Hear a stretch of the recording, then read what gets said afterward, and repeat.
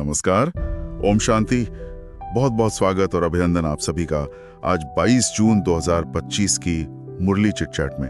तो आज प्यारे शिव बाबा हमारे आध्यात्मिक पिता ने परमात्मा प्यार पर बहुत गहराई से बात की है। ओम शांति। हाँ बिल्कुल, ये वो प्यार है जो मतलब ब्राह्मण जीवन यानी इस आध्यात्मिक रास्ते का खास आधार है, जान है सचमुच। और ये समझना बड़ा दिलचस्प है कि इस प्यार को कैसे पाएं, कैसे इसमें जिएं। बिल्कुल।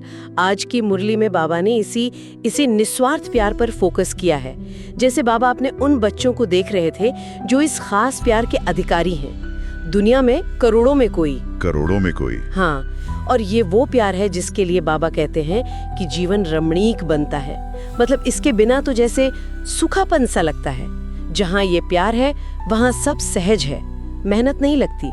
अच्छा, बाबा ने दो तरह के बच्चों का भी जिक्र किया ना, लवली और लवलीन। हाँ, लवली और लवलीन।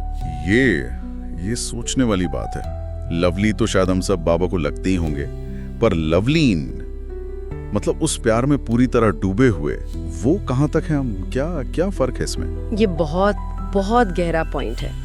लवलीन बच्चा वो है जो परमात्मा के फरमान पर मतलब उनके निर्देशों पर सहज चलता है।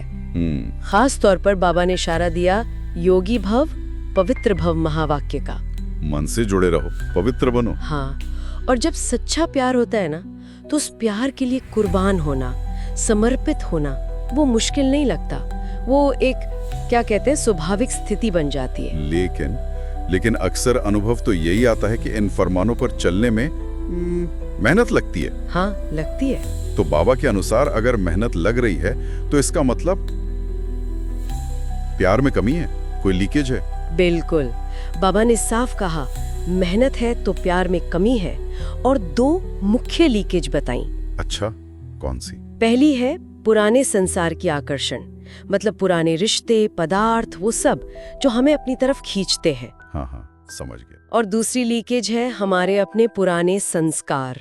अच्छा, वो गहरी आदतें, हमारा स्वभाव। अच्छा, तो बाहरी दुनिया भी और अपने अंदर की आदतें भी। हाँ, दोनों ही हमें परमात्मा प्यार के अनुभव से दूर ले जाती हैं। बाबा हमें याद दिलाते हैं कि हमारे असली संस्कार तो अनादि है, आदि है, और अब ब्राह्मण जीवन के श्रेष्ठ संस्कार हैं। जी, हमें उन्हें इमर्ज करना है। तो रास्ता शायद इसी से जुड़ा है कि लक्ष्य याद रहे, बाप समान बनना।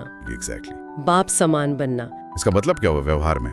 बाप समान संस्कार मतलब हर आत्मा के प्रति उदार चित बनना, स्नेही बनना, सहयोगी बनना, जैसे बाबा हैं।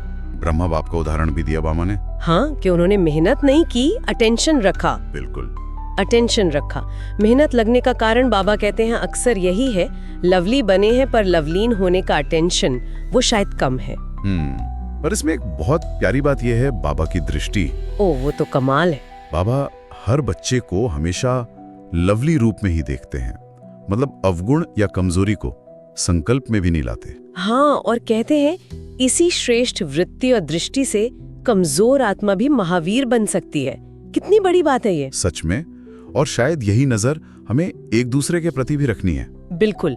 नए वर्ष के लिए बाबा का इशारा यही था कि अब सिर्फ संदेश नहीं देना है, बल्कि स्नेह और सहयोग उसको स्टेज पर लाना है, व्यवहार में दिखाना। हम प्रैक्टिकल में। हाँ, एक दूसरे के प्रति शुभ भावना, श्रेष्ठ कामना रखकर परिवर्तन में सहयोगी बनना है। गुणों और शक्तियों की गिफ्ट देनी है एक दूसरे को। जैसे विजय माला के मन के एक दूसरे के सहयोगी। हाँ, वैसे ही कमजोर को स्नेह भरा सहयोग देना है, किनारा नहीं करना, सहारा बनना है, अपनी वृत्ति, दृष्टि, वायुमंडल को बदलना है। और इसके साथ बाबा ने मन की एक्सरसाइज की भी बात की। हाँ, वो भी बहुत जरूरी है। जैसे शरीर के लिए वर्जिश, वैसे मन के लिए अभ्यास। क्या अभ्यास? अभी ब्रह्म, फिर फरिश्ता, फिर देवता स्वरूप का अनुभव, और साथ में मन का भोजन, शुद्ध संकल्प। व्यर्थ और नेगेटिव संकल्प तो जैसे अशुद्ध भोजन है मन के लिए। सही बात है।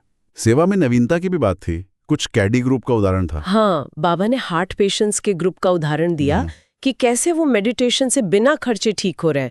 तो ये दिखाता है कि मेडिटेशन सेवा का कितना अच्छा साधन बन सकता है। इसका महत्व बढ़ेगा।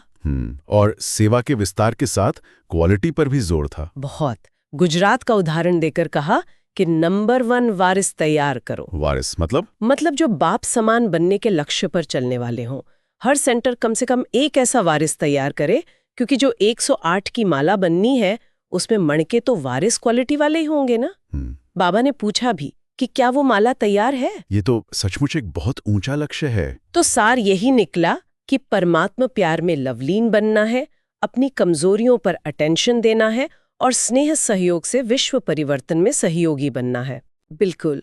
और अंत में बाबा का याद प्यार भी उन्हीं बच्चों के लिए था जो परमात्मा प्यार के अधिकारी हैं, एक दूसरे के सहयोगी हैं, सदा विजयी बन विश्व में विजय का झंडा फहराने वाले हैं और पुराने संसार और संस्कार की आकर्षण से परे बाप समान बनने वाले बच्चे हैं। बहुत सुंदर।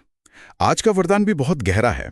मन के मौन से सेवा की नई इन्वेंशन निकालने वाले सिद्धि स्वरूप भव। हाँ, मन का मौन मतलब व्यर्थ संकल्प ना चलना।